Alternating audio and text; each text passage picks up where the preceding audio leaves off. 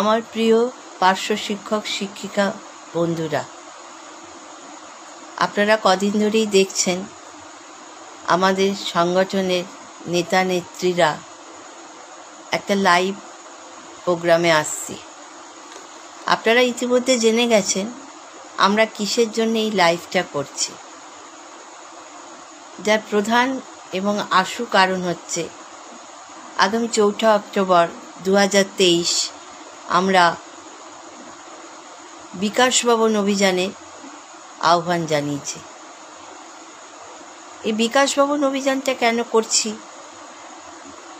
আপনারা জানেন। 11 দফা আমাদের যে দাবি, সেই দাবি সনদ আমরা গত মে মাসে আমাদের শিক্ষামন্ত্রীর সেক্রেটারির হাতে আমরা দেখা করে স্মারকলিপি দিয়ে এসেছিলাম।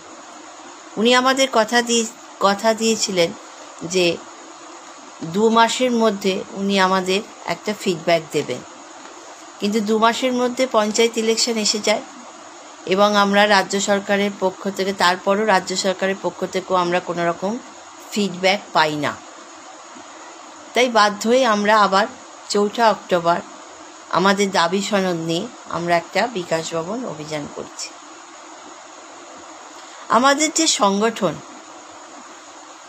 নিখিলবঙ্গ পার্শ্ব শিক্ষক সমিতি, এই সংগঠনের একটা আলাদা নাম বলতে পারেন প্রতিবাদ আন্দোলন।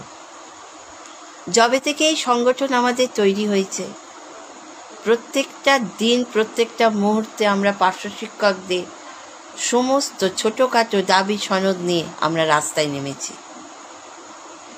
এবং শুধু রাস্তায় নেমেছি তা নয়, রাস্তায় নামার সাথে সাথে আমরা যেগুলোতে যতগুলো সম্ভব আইনি লড়াইও আমরা লড়েছি।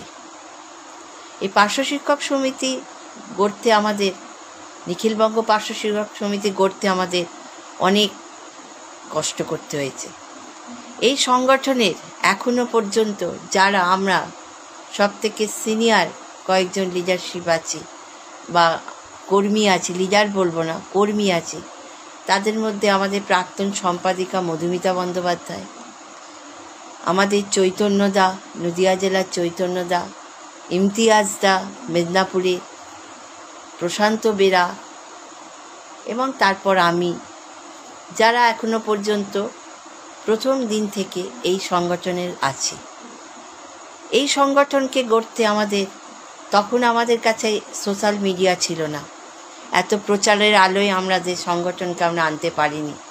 কিন্তু আমরা দৈনন্দিন কাজের মাধ্যমে, আন্দোলনের মাধ্যমে, প্রতিবাদের মাধ্যমে পার্শ্ব শিক্ষকদের ঘরে ঘরে নিজেদের সংগঠনটাকে পৌঁছাবার চেষ্টা করেছি। পার্শ্ব শিক্ষক সংগঠন আমাদের যে সংগঠন, সেই সংগঠনকে আমরা নিজেদের আত্মের সংগঠন মনে করি। এই সংগঠনের সাথে আছে আমাদের আত্মার সম্পর্ক। এই সংগঠন করতে গিয়ে আমরা যখন আমাদের বন্ধু সরকার ছিল, তখনও আমরা এই সংগঠন নিয়ে আমরা রাস্তায় নেমেছি।